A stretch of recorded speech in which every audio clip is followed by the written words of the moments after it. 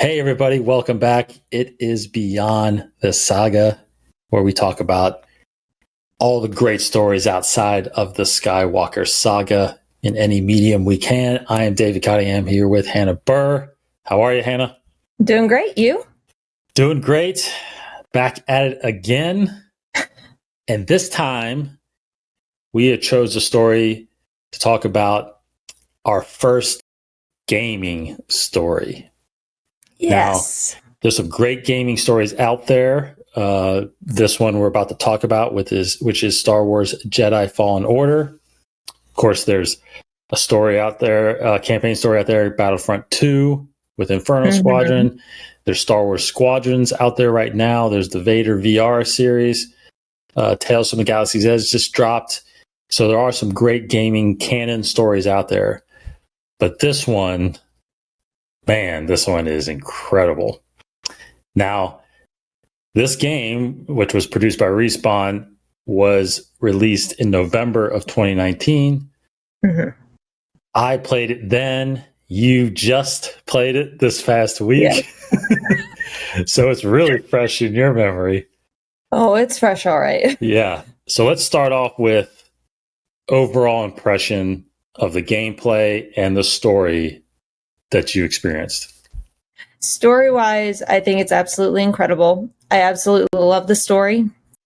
I love the idea because essentially what the story is about, it's about this he's not technically a Jedi Knight, but we'll say Cal is a Jedi.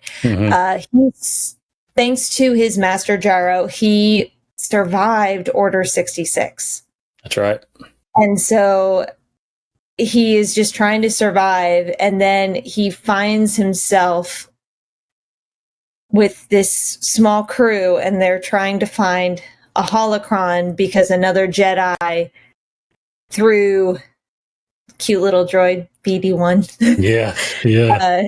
Sends him on this mission. So he's trying to find this holocron, which has a list of all the younglings that are force sensitive. Which, of course, the Empire would love to have. So there's your conflict there. He has to fight the second sister and the ninth sister. He has to fight purge troopers whose main purpose is to destroy the Jedi. Yes. So the entire... And that's just it in a nutshell. But I think what pairs beautifully with the story is the lore. And how much the lore expands, and you get to go to familiar planets you've seen in Clone Wars and other TV shows and other games, not other games, but other outlets as well. So story-wise, I loved it. Lore-wise, I loved it. Gameplay, fairly simple, but there were times where it was a little bit frustrating. You would swear that you hit one key and it didn't happen. Frame rates at times lagged. It was so frustrating. And what platform did you play it on? Out of nowhere. What platform did you play it on? PS4. PS4, okay. So that was a little bit annoying. But in general, absolutely loved it. Yes. I'm with you. We talked about it on Inside the Force. Obviously, a year ago, I was incredibly thrilled. I've been dying for a Jedi campaign that you can go. I mean, the only thing I would say that I would want different out of this game is I would want more open world possibilities to be able to travel to other planets and do things, do some other missions or something like that. But look, that didn't at all discourage from my experience. I loved, if you're similar to games like you mentioned, I think Mass Effect, maybe, is that? I would say that this game, if you're going to refer it to another game, I would say it's a combination of Assassin's Creed and Dark Souls. Okay. Yeah, that's right. Maybe with a little bit of Mass Effect in there with regards to, or even Yeah, I would say it's mostly Assassin's Creed and Dark Souls mixed together. Yeah, that's right. And I'm not familiar with Dark Souls, but I love the Assassin's Creed series, and I totally get those vibes from Assassin's Creed. If this turns out to be that kind of series of games, I'm all about it. So anyway, we get into this story. It's 5 years after the Clone Wars. And like you said, Cal Kestis has survived Order 66. He is now hiding out, not using his abilities. We start off on a world called Braca, and it's where the ships that have been destroyed during the Clone Wars are getting junked and destroyed and, recycled and all that stuff. Unfortunately, he has to use his power to save a friend of his, which obviously then triggers the Inquisitors to investigate a Force-sensitive person, kickstarting this journey and going to mainly what you said, the discovery and track down of a Jedi holocron that contains a list of Force-sensitive. So the crew you had talked about that comes across, we get introduced to Seer Junda, which is also a former Jedi. You've got Grease Dridus, which is the pilot of the Mantis, the ship that you're flying around on around the galaxy. And then, like you said, his master, Joro Topple, who is a I totally blanked on his species. It's Zeb's. No. Zeb Aurelius is Lasat, right? I think he's a Lasat. Something like that. Yeah. So great to see a Jedi in that species. I think he was pretty cool. He was massive compared to a little cow, but anyway, great little story. I did want to mention, like you said, I was really impressed by actually how many locations you do go to. Some familiar, like you said. So I'll just read these off. But you start off, like I said, on Braca. You go to a planet called Zepho. You go to another planet called Bogano. And then you go to 3 familiar planets, Kashyyyk, Dathomir, and Ilum. So how surprised were you, for one, how many locations, but how long? I felt like the game played out really long.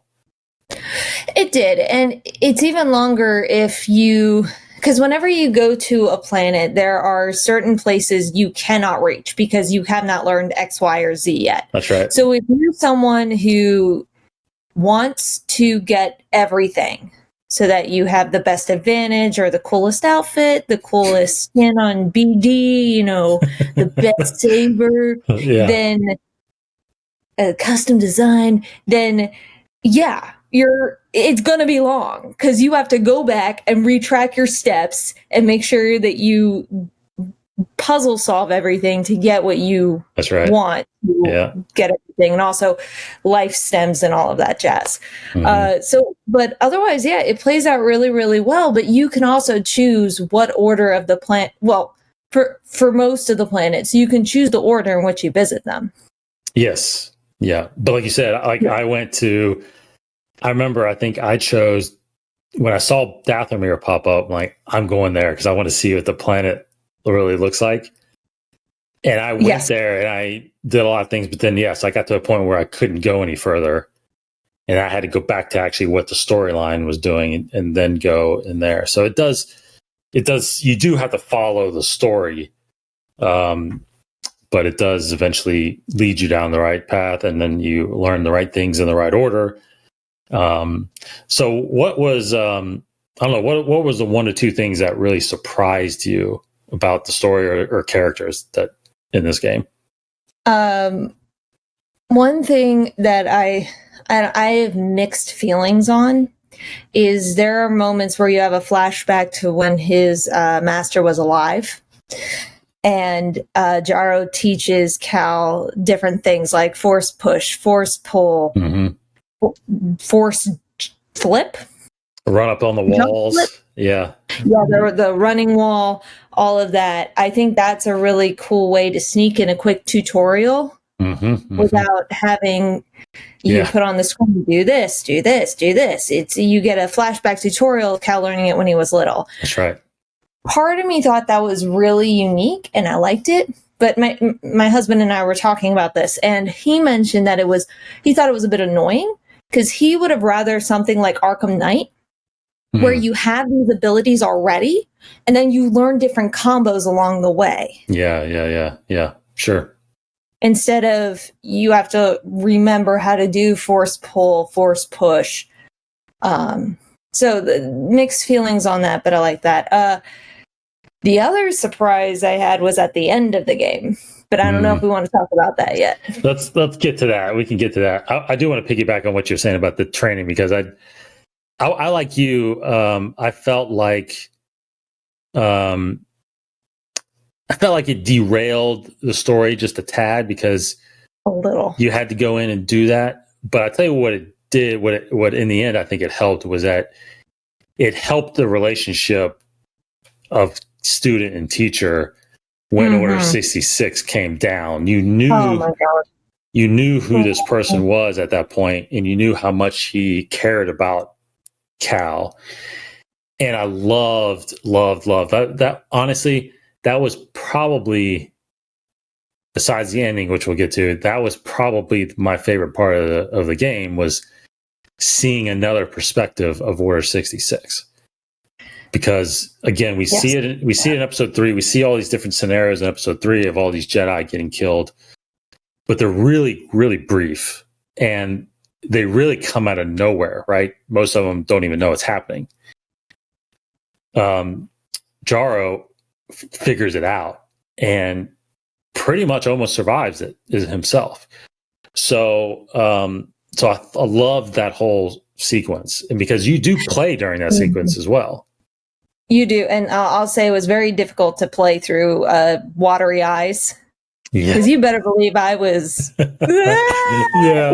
that's true. It was the best part and the worst part. But I think the other thing that I would love to talk about there, and I also mentioned it to my husband as well, is that I so wish Revenge of the Sith had that emotional power to me. Because when it happened, I hate to say it, but I didn't care.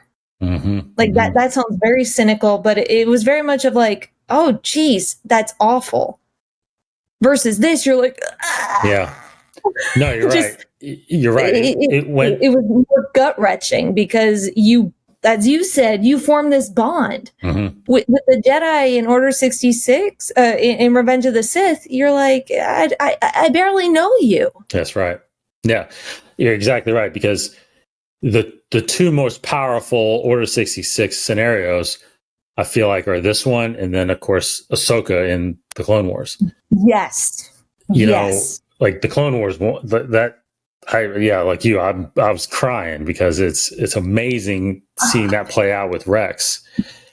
But you're right. You know, when we see Order 66 Episode 3, we see Ki-Adi-Mundi get killed. We see Aya Sakura get killed. We see Plo Koon get shot down. We see Adi Gallia get shot down. Of course, we see Obi-Wan get shot, but he survives.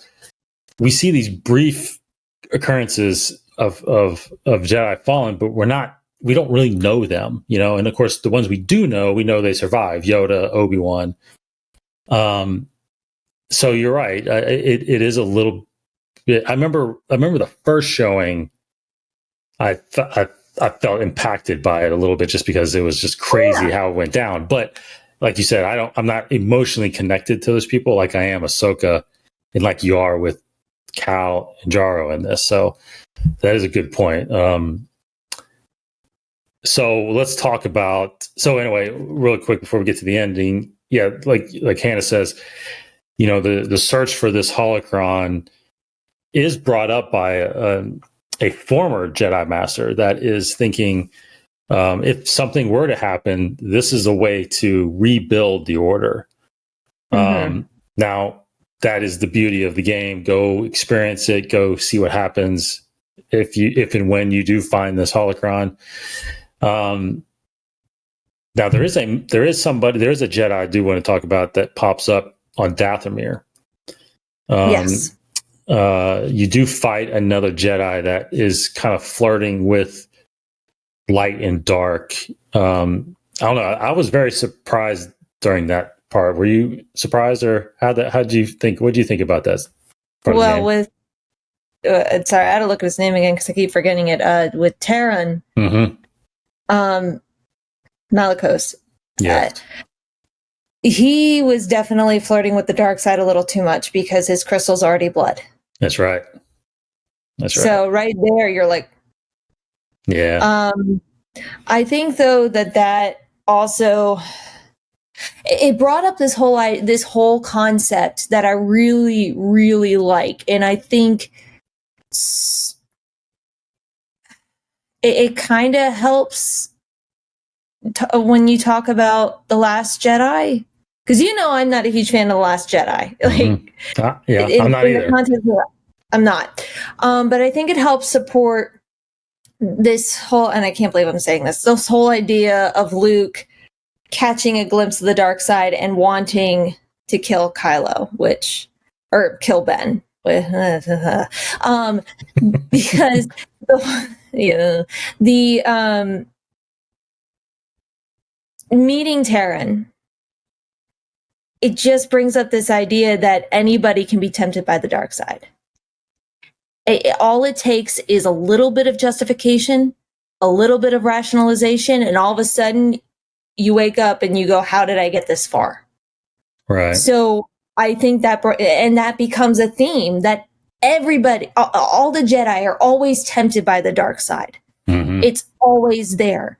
The question is, are you going to choose to give in, or are you going to choose not to give in? Right. And I think, and as I said, that's a theme, but it almost starts with Terran, because then you have Cal wrestling with his own inner thoughts of self-hate because he thinks he killed he caused his master to die. And so he has a lot of self-hate. He has a lot of anger, a lot of fear. And so he has to wrestle with that and learn. And Terran almost gives him that lesson of, look, it's right there. All you got to do is reach out and just give in. Mm-hmm. And then that's when Cal sort of realizes, maybe that's not right. And Sarah also helps him with that. Yes. She's a former Jedi.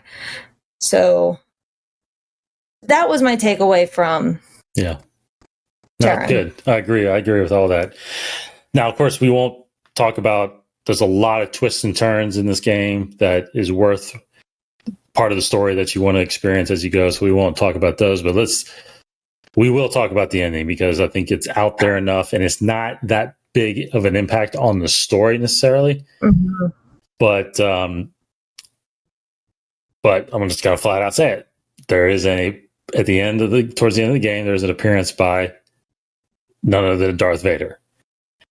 And I remember this being very similar to Vader's appearance in Star Wars Rebels. Yes. When he shows up with Kanan and Ezra, you can just tell that he's just playing with them. Like, there's no match for him. And he does the same thing here. And you kind of wanted to connect it a little bit towards the comic as well, a little bit, but talk about that introduction of Vader in this game. All I have to say is, I won't say what you're in the middle of doing. Right. But all of a sudden you hear that, and you're just like, oh no. Yes. Oh no. And then he just kind of comes out of this, like, it's nothing short of epic and just straight out terrifying. Yes. And it's even more terrifying because I would also compare it to when you see him in not in Solo, in Rogue One at the end, and you're like, because of all the power and all the destruction, and that's just what he does. And of course, he's playing with them. You can tell he could easily kill them just like that. He really could. He really could. But it reminds you of how powerful of a Sith he is. And it also ties into the Vader comics that we've been talking about. Vader Down. He was able to take on essentially a whole army by himself. A whole squadron by himself. Yeah. And in this game, I think I was going as I'm trying to run away from him and just like avoiding things. Actually, I think my husband and I were playing it together. I think he was playing it at that point. So I was just like for him. Yeah. Yeah. So it was an epic entrance. It was absolutely terrifying, but it was so cool. Yes. So cool. And I won't give away also the location you're at, which I thought I was like, wow, that was insane. We're here. So yeah, it's crazy the scenario, but then the appearance, which has been talked about a little bit out there and out there in the fandom, was a welcome sight. So very cool. I agree with you. It's his power. Anakin's very powerful, and we see a lot of that in the prequels. But it's rare that we've seen the power from Vader, and it's crazy to see these things. And okay, so let's talk about a little bit about Cal and his impact on the saga with this story getting introduced, because 5 years after episode 3, we've gone so long, and I know this. I feel like this conversation gets brought up constantly when we get introduced each time to new Force users like Kanan, like Ezra, like Ahsoka. Now we have another one, Cal Kestis, that's out there after Order 66, after the Clone Wars. Mm-hmm. Whenever a Force user like that gets introduced in that time period, when for so long we just had a vision that all the Jedi were gone. Yoda and Obi-Wan were the only ones. They trained Luke, and then he ended up being the only one. But we were finding out that that's not necessarily true. So, because there's always that question, I'm like, well, where are they during this whole rebellion? That all these rebels are fighting against this huge evil. Why aren't these Jedi coming out and helping? Well, I think a lot of it has to do with this big batch of Inquisitors that Vader has. They are hunting them down, and that's what's happening in this game. You're getting hunted down. But talk about your thoughts, Hannah, on, for one, obviously the introduction of this story at this particular time, and 5 years after, and then what are your thoughts and possibilities of the future for Cal? So first off, I just think for me it makes sense. It makes sense that you have purge troopers, you have Inquisitors who are looking for Jedi, because they clearly didn't all die. Mm-hmm. So obviously they're going out and they're trying to find them. So right there, you immediately go, oh, so there are others out there. Yes. And I know we saw it in Rebels. I know we saw it but there are others out there. And then for the future, I mean, right now in The Mandalorian, yeah, we're wondering if a Jedi will come and help the child. That's right. We're wondering that. Grogu. Grogu. Okay, we can say it. Grogu. Yes. Trying to be big. Could Cal be that Jedi? Could he be still around? Yes. It's possible. Oh, yeah. I mean, that could be the future for Cal. I think there are rumors of a second game coming out. Question is it going to be a continuation of Cal's story, or is it going to be another Jedi, which we talked about off air? So his future could be a little cameo in The Mandalorian. Yes. I know that's probably not likely, but it's possible. I mean, they brought back Thrawn. I know. Well, and they put Ahsoka from animation into. So it's and Cameron Monaghan, I think, who plays Cal Kestis, I think it's Cameron. He was the Joker in the Gotham series, and I think he's on another popular series. Great actor, and the great thing too, I feel like with this game, is they really use the likeness of the actors in this game. Yes.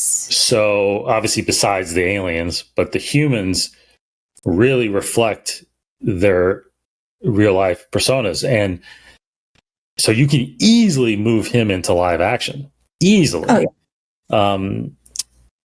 And so, is it a possibility? I definitely think it's a possibility. I right now I wouldn't lean towards Cal coming in the Mandalorian just because of such a time gap right now. Yeah, but I definitely see him. I definitely see in future games, which could be this continuation. I definitely see him possibly interacting with Ahsoka, other rebels. Like this becoming another little rebel cell in a sense. Because you got two Jedis. It's not him. You got Sarah still. So I do love the fact that this can grow. And as far as impact goes, I think again, it just brings. I do think there's a fine line at some point that you could introduce too many Jedi that survived. Like, oh, absolutely, right, absolutely, yeah. I mean, they got wiped out. I mean, now we haven't gotten there yet, Hannah, but we will.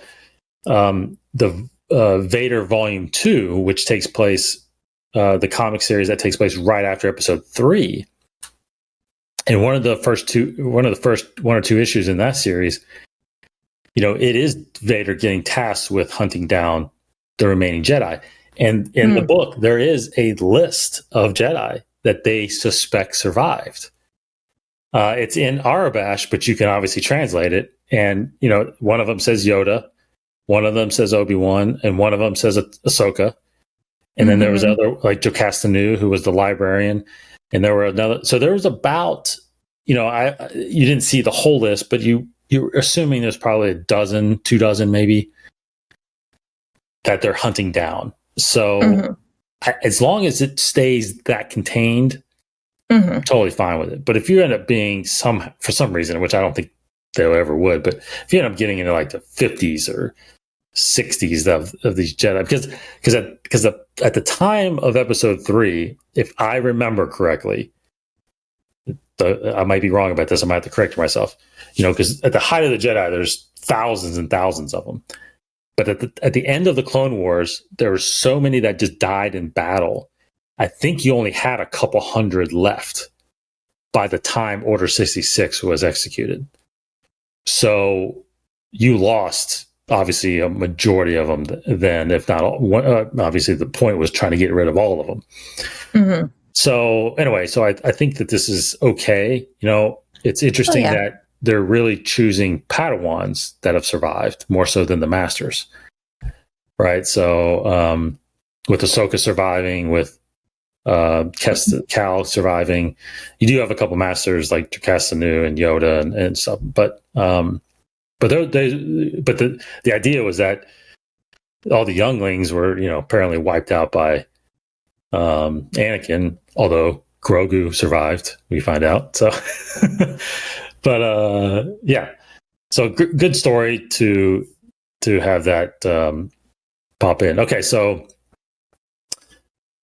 while you talk about your overall rating for the game, because it is a game, briefly talk about the gameplay in a sense. I know you talked about it a little bit, but about I'm mainly talking about like the puzzle solving part of it, and because there is a lot of that. So did you feel distracted? Because honestly, to be honest, there was a couple of points where I'm like, I actually had to look it up because I was like, I don't even know what the heck I need to do here.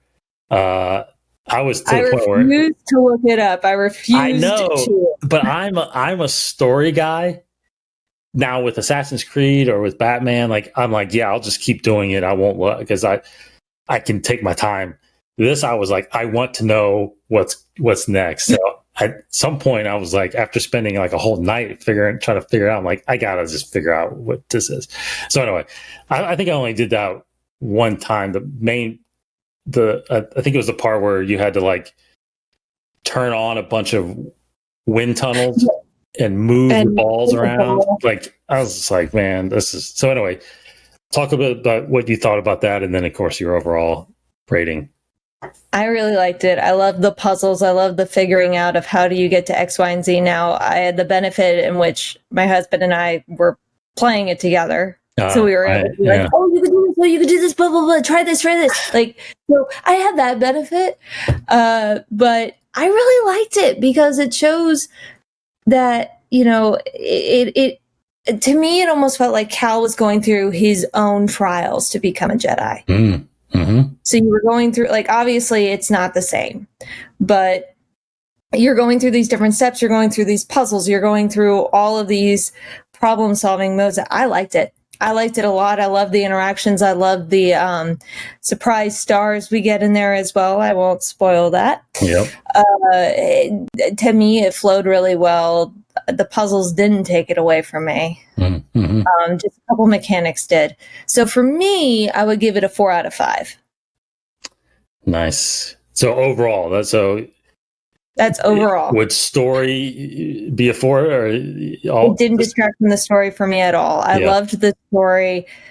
If anything, it helped enforce the story for me. Just with the idea of, I think there were one too many slides. That was getting a little annoying after a while, all the slides in there. I will say that. But the gameplay was very fluid to me. The puzzles and the trying to figure out the maps wasn't cumbersome, didn't take away from the story, made you think. It made you feel like you were a Jedi. Yes, no, I totally agree with that. So gameplay-wise, I thoroughly enjoyed it. Yeah, I did too. I think it's one of those that if you're a major, not a major, but if you're a consistent gamer, you know, you're probably going to play this through pretty quickly as far as, you know, a couple nights, you know. But I will say, if you only do a couple hours here or a couple hours there, you could have a tendency of forgetting some of the story in the beginning when you get towards the end, because it's a pretty broad game, I feel like, you know. But you know, of course, I knocked it out like you probably in what 3 or 4 days or something like that. I don't even. It was less than a week. I don't remember. It was less. It was less than that. Yeah. So in that sense, you get engulfed and you get the whole story, and it's really, really good. I'm with you. I think I'll give it a 4 out of 5 as well. I think it was that good. Can't wait for the next one. Yes. It's just, yeah. I mean, walking around as a Jedi is just incredible. It's so fun. Reminded me a little bit of Knights of the Old Republic. Yes, which I didn't really play, so I don't have that comparison. But Casey said the same thing. So, but anyway, go play this game if you have a chance. And I think right now it's $20. I don't know if it is right now, but when we got it Black Friday, it was $20. Yeah, so I think it's highly discounted than what it was when it came out, which was like 70 or something like that. So, yeah, I paid that.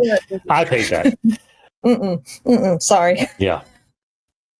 Okay, thanks everybody. Hope you got a little bit of insight on that. The story for Jedi Fallen Order is fantastic. There's also, which we will do, Hannah, I forgot to tell you, there's also a prequel comic that came out for this story. Yeah. Ooh. So we will dive into that at some point too. It's centered around Sari? Is that what you said? Sare. Seer or Sare? So I can never get it right. I think it's Seer, but I'm not.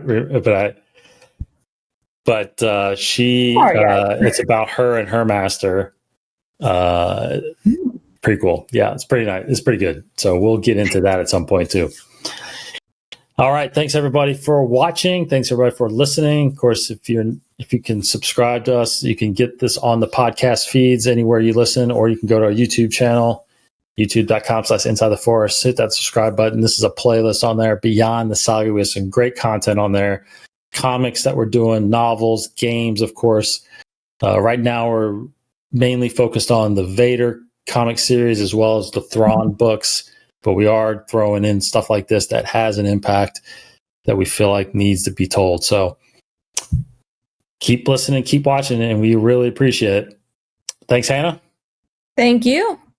Thanks, everybody. Have a great week. Take care. Stay safe. May the Force be with you.